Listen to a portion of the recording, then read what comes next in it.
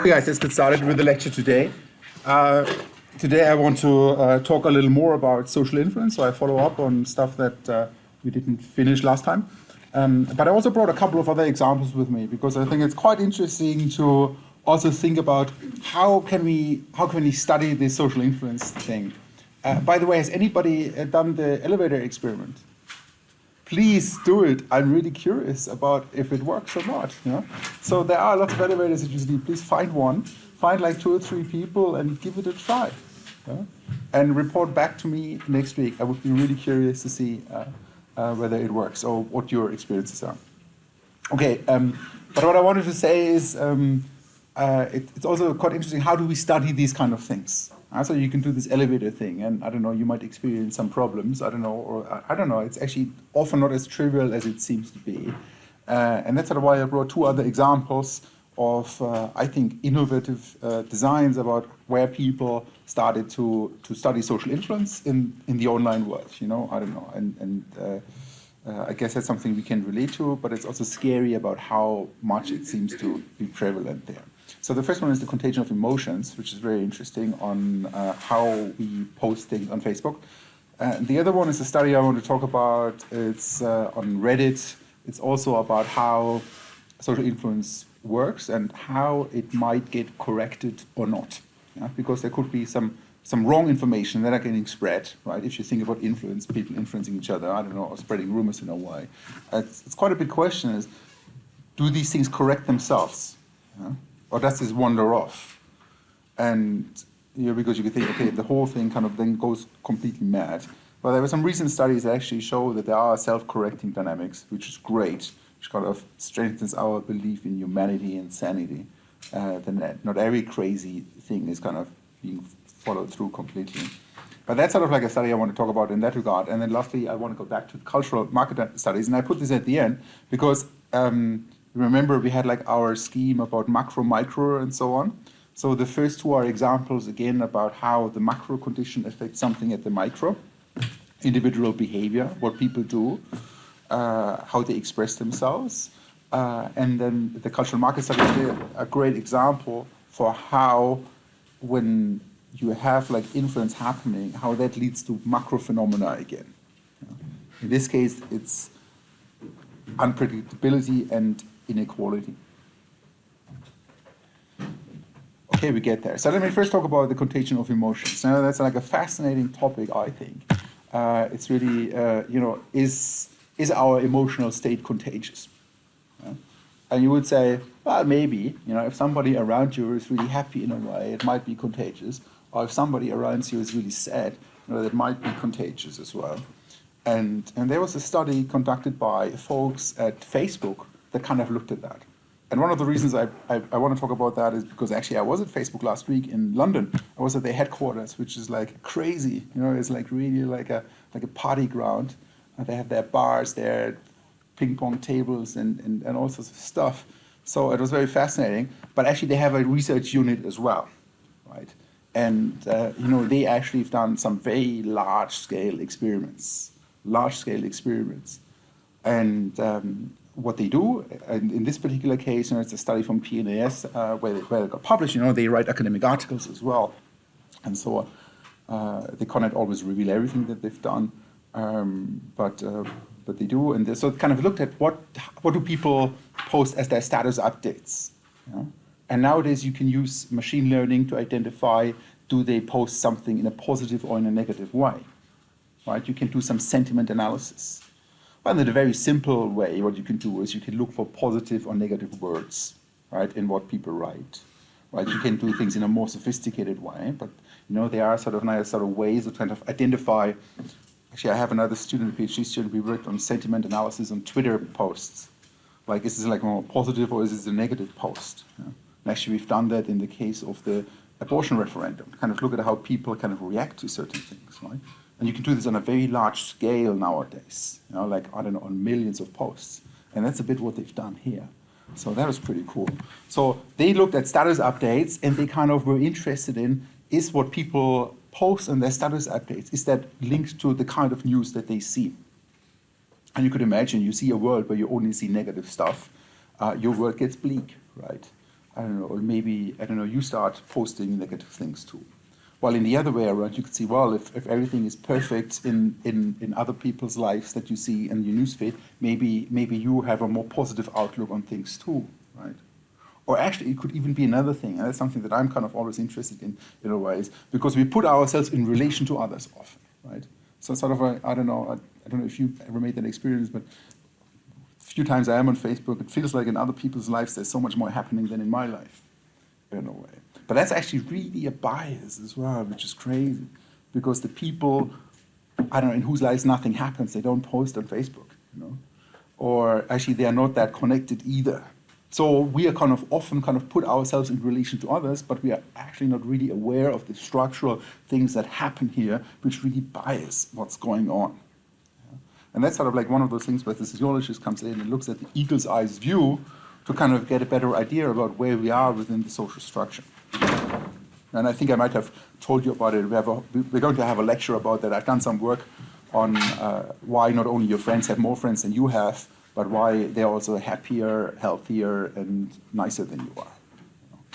And that's no joke. That's on average, that's how it's going to be, because the people that have these characteristics, they just because of these characteristics, they tend to have more links to more connections to other people, which makes them more visible for other people.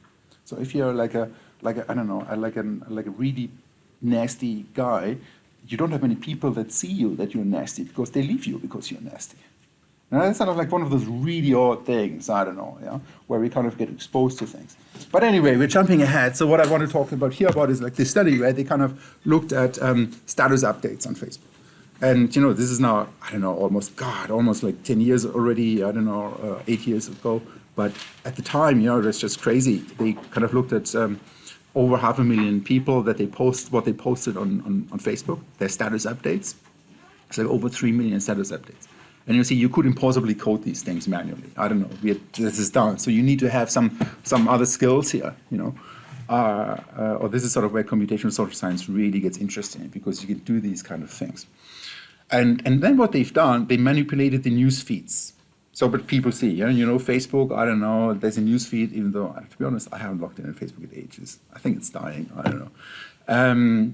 So they manipulated the news feed where people kind of saw more positive or more negative feeds, news. Yeah? And the way they've done that is a little more complicated. I don't know, there's more about that in the paper.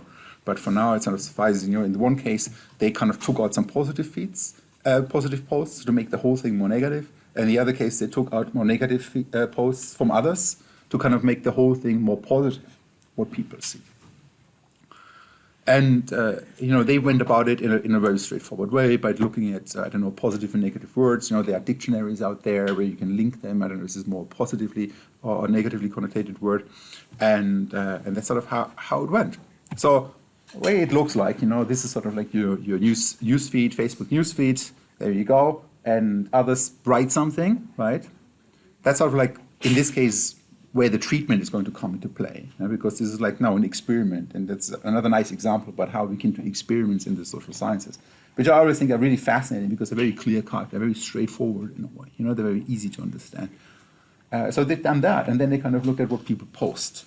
You know? So obviously, I love this day would be a positive update if I would have done that. I would have loved it even more if it wouldn't be 9 o'clock, but anyway, let's just pretend that I love it. So here we go. So people have their news feed, you know, they read what others do, and then we look at, okay, what do people then update on their status? That's sort of like the setup here. And now the experiment comes into play. So I hope you all heard a little bit of the experiment. I remember when I taught the sociological analysis and research design class, I always kind of spent a little time on that, because I think it's fascinating, and it's not just limited to the sciences. You know, actually, some of the best social science research uses experiments, you know, because it's very, very, very clear, very powerful. Also to get towards causality. You know, remember, that's often the problem. How can we know that one thing leads to the other anyway, or that the one thing is responsible for that? Yeah? Because there could be a million other things that kind of happen. The social world is fuzzy. So how does the experiment work here? Well, we have the news feed. There you go. And now, you know, using, some sort of algorithm, more or less sophisticated. In this case, it wasn't actually that sophisticated. They just looked at positive or negative words, right, that show up. And that means some of the posts, some of the things in your newsfeed can be positive, others can be neutral. I don't know, there's just nothing in there. Others are negative, or people could actually, or some things are both. You know, I don't know, it's positive and negative in some regards. Yeah? Okay, so that's the setup. So now you can see what we can do. Now we can actually, and that's what they've done, they artificially reduced the positivity in what people see. So they took some people, and for those people, they kind of took out those positive news items. Because if you think about it, it's actually crazy in terms of the power that somebody like Facebook has in showing you what you see. You know, there's a lot of things happening there, and a lot of things you don't really want to know about the information that gets displayed to you. Advertising, you know, that's their main business, so they kind of play strategically certain things. Or if you are, let's say, a political campaign, you can totally use it to address the people that you want to address. You know, it's actually crazy. It's really crazy. Actually, it also makes it very interesting for research. I haven't done it myself, but I want to, if you want to get to a very targeted population. It's a very actually cheap way in that regard, but nevertheless very innovative. So you can reduce positivities. And then in another case, they reduce the negativity. Yeah, so some people only saw the positive posts or the positive news items instead of the negative ones. And now when you have an experiment like that, you always need to think about your control condition, right? You need to compare that with something. And actually what they've done here, they've done a control condition where they also, because you'd say maybe it's because they saw more or less news items, right? So in order to make that comparable, let's say if you take out of, from my newsfeed, you take out 10% of the positive news items, the control condition would be somebody else, where you also take out 10% of randomly selected news items. So that's where you go, where you need to have the control. And so this is the setup, you know, when you see it's very straightforward. In one group, we had the positivity reduced. In another group, we had the negativity reduced. And experiments work in a way that we kind of assign people randomly to these groups. You know? And by doing that, we kind of say, okay, there might be tons of other things that matter. Yeah? There might be tons of other things that kind of go on, age, whatnot, I don't know, gender. But if you assign people at random, you will say, okay, these things should be randomly assigned to both groups. So if they matter for the one group, they should also matter for the other group.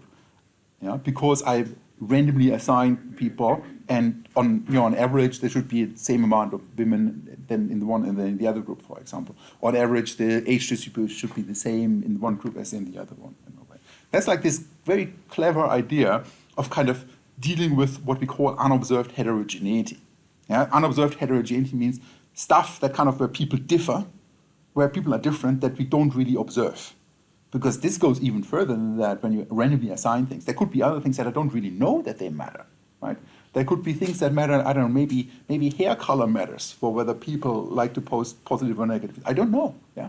But in this case, it's actually taken care of in the design by randomly assigning people. Because if you do that, then, I don't know, if the random assignment works correctly, there should be similar people of blonde and brown or black-haired people in both of these groups, you see? That's sort of like one of those nice things about these kind of designs, that you kind of take care of this unobserved heterogeneity. And with heterogeneity, unobserved heterogeneity would be something like, okay, hair color matters, but I don't really observe it, right? So you can control for stuff that you don't even observe. So that's just one of the advantages of experimental design. So there we go, but then we said you need to have a control condition. And so what they actually in this study, they've used two control conditions, simply because there were, I don't know, more positive news items to begin with, right? So they took out, where they took out positive news items, they took out more items, I don't know, 20% or so, while when there were negative news feeds in that group, they kind of were generally fewer news items to begin with, so the share of negative items that they took out was lower. So in order to kind of make up for that, they had like two control conditions where they took a corresponding share of news items out at random. So what were the findings in this regard? So this is at the end. At the end is a simple table. Of course, there's much more to it. You know, when you read the paper, I'm going to put it on Brightspace. But this paper or the results is often, these experiments have very straightforward, simple results tables. So what we see here is I don't know. First of all, two rows. Let's just focus on the top row, right? And the top row there on the y-axis, you see positive words. So this is sort of the amount of positive words, or a measure for that people put in their status updates. So I love this day would be high, or I don't know. Or if I just say I want a coffee, I don't know, that's maybe neutral in a way, or so on. So there would be nothing. So that is higher when people update their status in a positive way. Okay, now you have like, remember we had like these two conditions, where they reduce positivity and where they reduce negativity. And now next to it, and that's like the light blue bars in the top row, and next to it you have these control conditions. So that's basically when they don't reduce anything. And when you see when they reduce negativity, so up here, so when they reduce negativity compared to when they don't do it, and compared to the control condition, what you see is actually people post more positive things. So if you present me, if you take out all the negative stuff in my newsfeed, I start posting more positive things myself. And what you see over here, when you reduce the positivity in my newsfeed, all the great stuff that happens in my other people's lives, or what I see, actually I start post fewer positive things compared to if you would have not done that, or if you would have taken things out at random. So what we see from that is, well, that's actually a very clear effect that goes on here. Yeah? So what people, I don't know, what you see on Facebook really affects what you're posting. And in this regard, it affects almost the emotional state. It's I don't know, I post more positive or negative things, depending on whether I see more positive or more negative. Now at the bottom row, what you see here, now we're looking at the negative words. Remember, like a status update could have both positive or negative words. So now we look at how many negative words do I post, and that graph is a little confusing because the higher number is down here. Right? So the more it kind of goes down, the more negative it is. So the more negative stuff I post. And what you see is when you take out the negativity of what I see in my world, I post less negative stuff. That seems to work. Yeah? But at the same time, when you kind of increase or reduce the positive stuff, you reduce the positive stuff that I see, I start posting more negative stuff. So that's a very straightforward way of kind of, I don't know, and the reason why this paper was actually pretty cool, because it's just really large scale. It's stuff that you couldn't do otherwise, like the core research team at Facebook. But some evidence that changing what people see in their newsfeed on Facebook clearly has an impact on how they write their status updates. And we find these things, that status updates are more positive when negativity is reduced and less positive when positivity is reduced.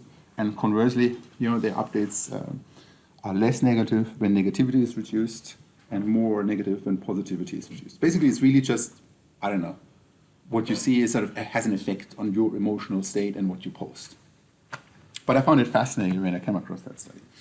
Another study that I want to talk about is, it's like an example of social influence bias in a similar setting in a way.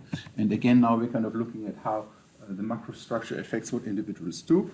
And for this one, I have a little video and then a question for you.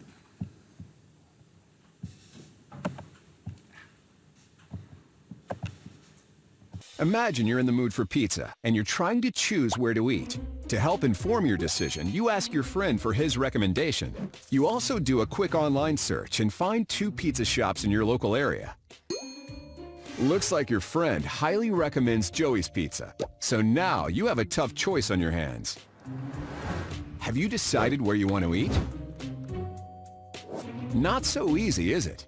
Do you trust your friend's recommendation, or do you go with the group, which clearly favors Gino's? If you're thinking Gino's Pizza sounds better too, you're...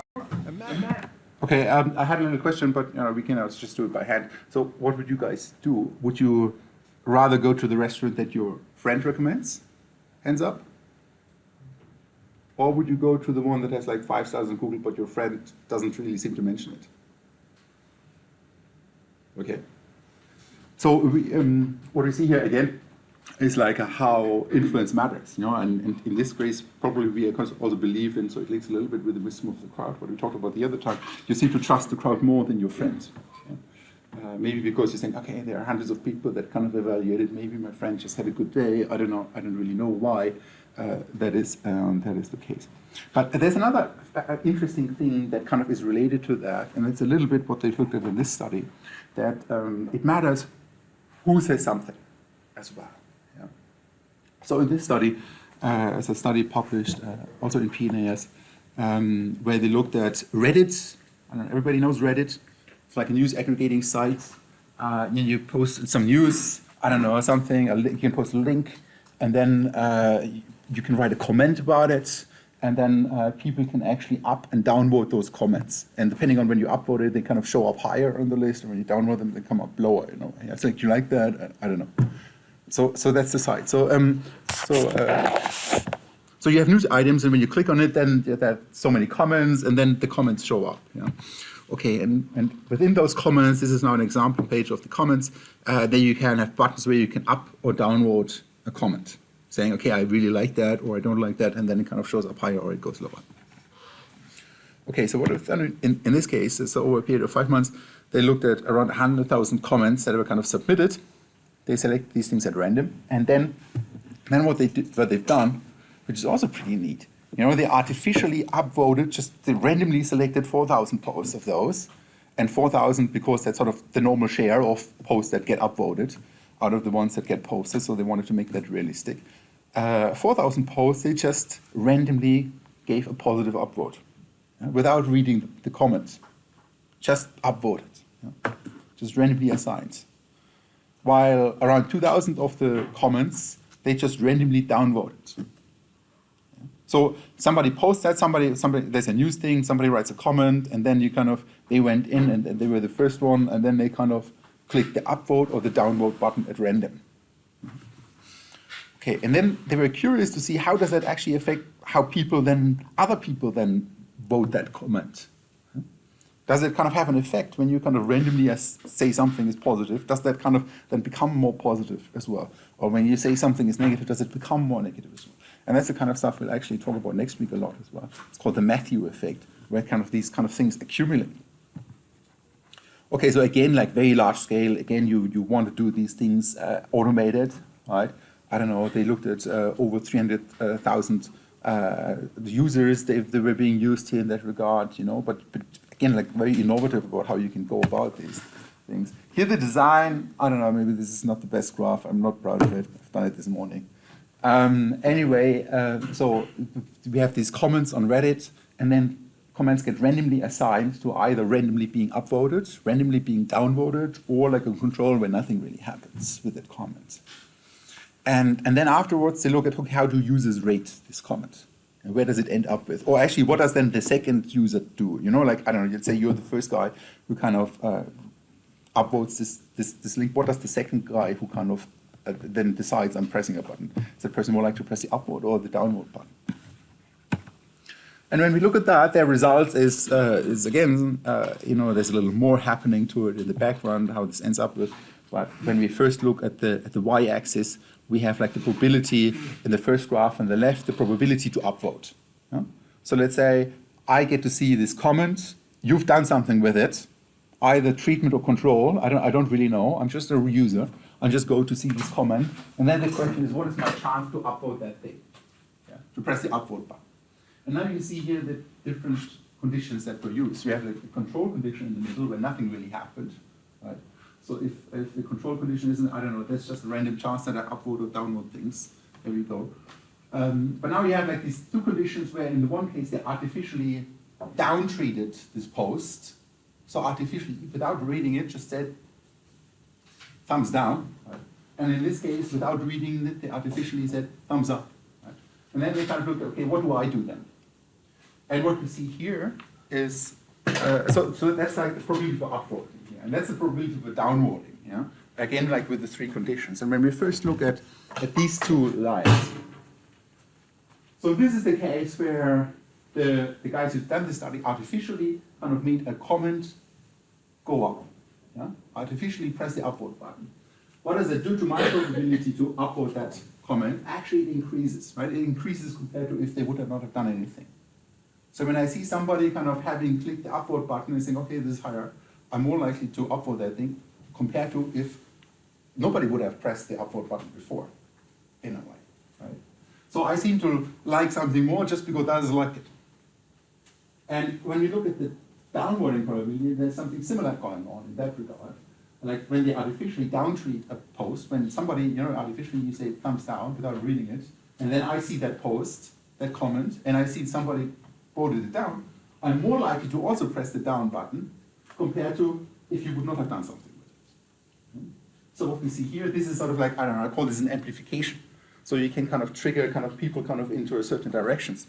But that's not the only thing that is going on here. So we kind of when we go back to this first one, and that is sort of interesting. And that's sort of like where I don't know, maybe there's a little hope in this world again. This is the case where the experimenters artificially down-treated the post. Yeah? As a post, and you kind of just randomly kind of flipped it at the down post, even though, I don't know, it might have been a really interesting or useful comment. And what actually happens here, now here there's some correction going on. So when you read that, it's like when, in the case where you down-treat something, actually I'm more likely to upvote it again compared to if you would not have done it. Is that clear? That's sort of like a trend for, there's like a correction going on. Like a correction going on. So it's not just amplification, but there's also seem to be like some self-correcting dynamics that happen here at the same time. So results demonstrate that positive and negative social influence accumulates, which then creates rating bubbles. And that's actually very interesting, and I think one of the most fascinating areas to study these days, I think. Because we nowadays live in worlds where people see the world in a very different way. You know, it's like they live in their whole bubble. I don't know, they don't even see what else is going on. Some people think this is completely great, and others say this is complete bullshit in a way. And sometimes you wonder, how can that be?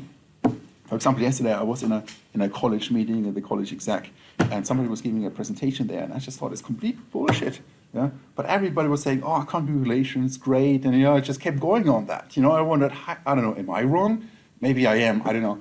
But there definitely are these dynamics that kind of sort of feedback loops and that create little bubbles in some regards. But then this study also showed some evidence for correction. Another thing here, which is now interesting, what they've also looked on, on Reddit, you can like another person or you can dislike another person, to begin with. And that's sort of what they kind of categorized as friends and as enemies. And what they showed here is that again, like there's like an effect that it really matters. Well, first of all, you're more likely to upvote a comment that somebody posted who is supposedly your friend, that you liked before. While if somebody posts something in a comment that you disliked to begin with, you're more likely to downvote that comment. Now that's the first thing that we see over here. But then we also see this trend of kind of reinforcing things, but then also correction. Also for the friends being more pronounced than for the enemies. While for the enemies, there's also like this interesting going on. So let's say if I don't like you, and somebody artificially upvoted your comments, I'm sort of less likely to follow that. Yeah? So I don't do that. Which makes sense when you think about it. It's not just I don't know what I see. It's also who does that. Like I don't know who supposedly presents something. So comments posted by friends are more likely to get upvoted than comments by others. This is the general thing. The lines is higher, but then also when a friend's comment gets artificially downvoted, correction is more likely than when an enemy's comments gets artificially downvoted. Yeah, question. What do you mean by correction? Correction is like we artificially treat something down. Yeah, let's say the comment is neutral, I don't know, it's actually a good comment, but we artificially make it look bad. Then correction is, does that comment kind of get up again? Yeah? And it is a very interesting, there's another paper, but I didn't prepare it for this lecture. Is like really, do these things correct themselves, or do they go on?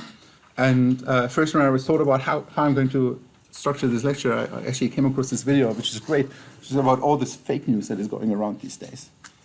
And the question is, do these things correct themselves? Can we kind of say, yeah, eventually we're going to figure it all out in a way? Or does this just completely get off, when kind of there are these feedback and reinforcement things going on? So that's where these things become very, very interesting. So these are just two other examples of social influence going on with innovative design, where you see how one can do things in a very large scale, but then also how beautifully simple they can be.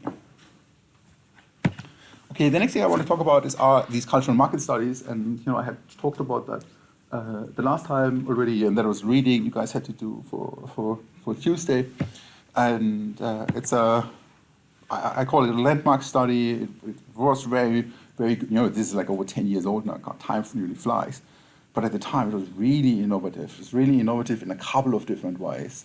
Not only did they kind of find a way to study social influence in a new innovative setting in a way, but they also have done something else. They also looked at how social influence at the micro level can actually lead to broader macro level phenomena again.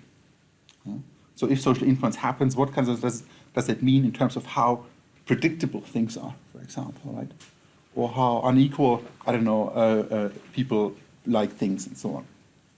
And I talked about cultural markets, and how actually difficult it is to predict the success of these kind of things. You see, this is now a macro phenomenon. It's like something. It's not just about people getting influence anymore, but now we're talking about unpredictability at the macro level. And that's just an example. Like this stuff. I don't know. The books had to be shopped around for quite a bit before finally they found a publisher, and I don't know. Now they sold like a lot of it and made a lot of money. And all the other publishing houses, they are sorry that they didn't take the deal. Or another example here, American Idol. There was just some examples of Star Wars. Or there are lots of examples like that where you can say it's very difficult. It's very difficult to predict the success in cultural markets. That something is going to take off or something is not going to take off. And sometimes when it doesn't take off, you wonder yourself, why did they spend so much money on this? This is just a waste of resources in a way. Didn't they see? In hindsight, we see that, but kind of when you are in this process, you don't really see. But anyway, so this study by Selffulfilling, Dodds, and Watts, this was an interesting study because it looked at two things. It showed that social influence can lead to, one, inequality in how people like something, in ratings, and we'll see in a second what we mean by that. But then it can also lead to unpredictability. It's a bit like set up like people rate something up and down in a way, and they've done that in the context of music. So essentially, what they've done, this is even before Spotify, I guess, or I don't know at the very beginning. No, I think it didn't exist, but they kind of created something. They created sort of like a fake Spotify, like a website which was a bit like Spotify, where you could listen to songs, and the songs that they put in there, it's also the things you need to think about. They were sort of like from unknown artists, because if they would have been from known artists, maybe I just like it because I like that artist to begin with, right? So they were from unknown artists, some I don't know, small bands that nobody had ever heard of. Right? They put them on this site, and people could listen to it for free, and afterwards they would rate the song. How much did they like the song? It's a very straightforward setup. And and then in this case, that's where they were at the time. It was really innovative. Like then, I don't know, 16,000 people went to this website. It's like an online experiment, one of the first big online experiments like that. Nowadays, it's more, and also it changes the way we do research, right? Because it's much easier for me to create an online experiment with 16,000 people than to have 16,000 people come into my classroom and kind of tell me what they like or what they don't like, fill out a survey or whatnot, and so on. Yeah? So it's a completely different ballgame. So it was a great design. So now what they've done, and again with this kind of experiments, you always need to think about, okay, where does the treatment come into play? Yeah, and the treatment comes into play by controlling, in this regard, by exposing some people to something and others not. Yeah? That's sort of like the very simple case. You give some people something that you know. I don't know, in this case, it's a social influence component. Yeah?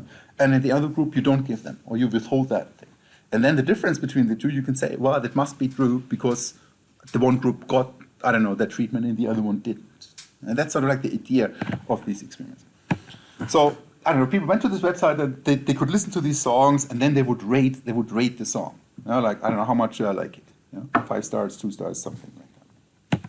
Okay, the experiment now comes into play again, that some people, they just listened to the song and they just rated the song and that was it. And that's what they call the independent condition.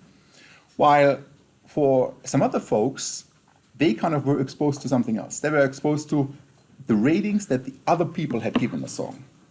Yeah? You see, this is sort of like, I don't know, in the one case, I see this song and I just listen to it and I say I like it or not. I don't get any information about how others like that song.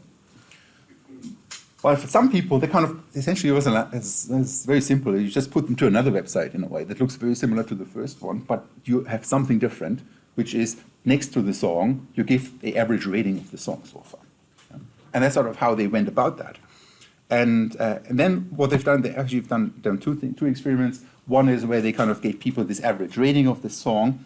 In another case, they changed the website slightly so that the highest rated song was at the top and the lowest rating song was at the bottom of the other people, right? So whenever I went to that site, I saw it's a bit like you see it right now, like the, I don't know, most liked song is at the top or the least liked song is at the bottom. That's what they call the strong social influence condition. And in the other one, the weak social influence condition, they didn't have that ordering, but they had like the average ratings next to the songs. Okay, and here I have an example of this weak condition. So you have the songs. I don't know, you don't really see it, but next to it you see the number of, I don't know how many people listened to it or how many people liked it. And this is like in the second case with the strong condition, they kind of ordered it where the songs that had the highest likes were at the top and the ones at the least at the bottom. You see the design, right? And then in the third condition, it's like the control condition, where people didn't see anything that others said about that song. Okay, and then people rated this thing. Actually, it looked like this. You see, it's like, I don't know. But at the time, it was very innovative to conduct a study like that. So what were their findings? Well, first of all, let's look at the top part. And there you see like white dots and you see gray dots. Here we see the probability of listening to a song, and here you see the market share. This is like how many other people have listened to that song already. Yeah? And you don't really see it right now, but there's sort of white dots. They're just always on that line. Yeah? So that's the control condition. So if I don't see how many people other listen to a song, my chances to listen to a song are pretty much the same. That's what this says. Makes a lot of sense. I don't know how many. I haven't listened to the song yet. I don't know how many other people listen to the song. I just randomly click on the songs. Makes sense. Okay, and then we have these gray bars. As you see more in the reading that you guys have to do, there suddenly it goes off at the end. So what does that mean? That means like if I know that kind of a song is liked by lots of people, it's sort of like a rank here. Like I don't know, like the most liked song in a way. I'm more likely to click onto the song that most other people already listened to and liked. So. And the same thing is actually now in the strong influence condition. Remember, there we also have like the ordering of those songs accordingly. There you see this effect is even more pronounced. But in fact, hardly anybody or only few people listen to the really bad songs that other people didn't like up to that point in time, right? But my chances to listen to a song that others already liked a lot is very high. Okay, that's very straightforward. Everybody got that? It's really just social influence, yeah? So when other people like a song, I'm more likely to listen to that song in a way. When you withhold that information from me about how many other people like that song, my chances to click that button is actually just random. Yeah. Okay, so that's evidence for social influence. But then this it becomes more interesting because what they've done is they've done this thing that they repeated this experiment with different worlds. Okay, so how does that work? Well, when you think about it in a way, when we study the social world, it's kind of odd, but we always just study one realization of what could have happened. Yeah? And that's sort of where our brain often plays tricks with us, because we kind of think, okay, there must have been a reason why that happened. But sometimes, that if we would have had 1,000 worlds, maybe 990 times nothing would have happened. And maybe that's just a fluke, right? And there's just randomness that kind of caused something in a way. So that's something our brain is really, really bad with. So what they've done here, in an experiment, you can actually do that. So instead of sending some people into this independent condition, where they kind of didn't see what others done, right? That's like the control condition. And then the other group where they kind of put people in a condition where they saw what others have done, right? Instead of just having these two groups and having like one group where everybody was sent to and see what everybody else has done, they put people basically on 8 different websites that all look the same, and they're all kind of information presented about what others like, but only the people that lived in that were kind of sent to that website. Make sense? It's a bit like having 8 different worlds, 8 different treatment groups. Let's say, I don't know, I split this group in 3 groups, this group, and that group, right? And that you guys send to a website, and then you kind of like a song, and then you see what the other people liked in the song, but only the people that sit over here. And then I send you guys onto a website, and you kind of like that song, and you see what other people see, but only what the other people kind of like who sit over here. And that's one world, that's another world, and that's like a third world, where your information is only of the people that are in that group. Is that clear? Everybody got that? Yeah. Because it's quite important to get that. Because they kind of now they can actually show how instead of just looking at one realization of the world, they have now multiple worlds and can see it. How would those things play out differently in these different worlds? And now the interesting thing that happened is that, okay, let's say you guys have there's social influence happening here. When you think it through, somebody starts liking a song, others start liking it, and then everybody likes that song, right? But in this group, maybe the person who first likes the song is like something else, right? And then you have social influence coming in, and then everybody likes another song. So your first song and your first song might be very different in a way, right? So in your world, I don't know, Justin Bieber is great, and in your world, he isn't. Yeah? You're just like somebody else in a way. While in your world, again, somebody else is like that. You see how the social influence amplification effect can actually lead to other superstars emerging in completely different fields. And in some regard, sometimes you have that. Maybe nowadays less so because, I don't know, the cultural market is very global. But sometimes you have these odd phenomena where certain musicians are really popular in certain countries, but nobody cares about them in some other countries. My favorite example is David Hasselhoff. Do you know David Hasselhoff? Yeah. Well, I don't know. He was just a guy in Germany. You know, he was just so popular. But elsewhere, he wasn't really. Actually, another country where the guy is really, really huge, or where he was really huge, is Sweden. Swedish people love David Hasselhoff. But in other countries in the world, they're like, who the fuck is that guy? I don't know, what is this guy doing? And so on. You know? So this can actually lead to this thing where something is successful in one place, but not in another. And that's what we refer to as unpredictability, but there's also inequality. And let me talk about that one first. That's also like a macro outcome we can talk about. So inequality is really just how unequally distributed are things. And has anybody heard about the Gini coefficient before? Hands up, Gini coefficient. Gini coefficient is a measure for inequality. It's not very complicated. It's a very simple one, and that graph here kind of helps you a little bit. When let's say everybody gives a vote to, let's say this is sort of like the, I don't know, different. Let's say we have 100 people that you could give your vote on, songs that you like, and let's say everybody gets one vote, and then you kind of can add that up. How many votes would you get? You know, you start with the smallest number of votes, you go up. And then you would kind of, let's say, okay, every time you're going to get one vote more, and that's actually would mean that everybody has the same number of votes. While in contrast, if you have 100 people and 99 get no vote at all, I don't know, you would go here, you would go to 99 people, and you wouldn't go up on the one axis. But then with the last person, you really go up, because all the votes are on that person, right? Okay, so that would be a world where, or a scenario where things are very unequal. And they're very concentrated on one person. While you would get like this, we call that the cumulative distribution in a way. If this kind of is a line, that means everybody gets the same score. So now the Gini coefficient is nothing else than taking this area and dividing it by the whole thing. I don't know, it's a learner's curve, but I don't know. It's really just a measure that goes from 0, when everybody has the same score, to 1, when it's the most unequal. Like everybody except one person gets 0, and then the other person gets the highest score. And that's sort of like a measure for that. Okay, so now they've used that measure. They've used that measure to look at those ratings that the songs got at the end of the day. Yeah?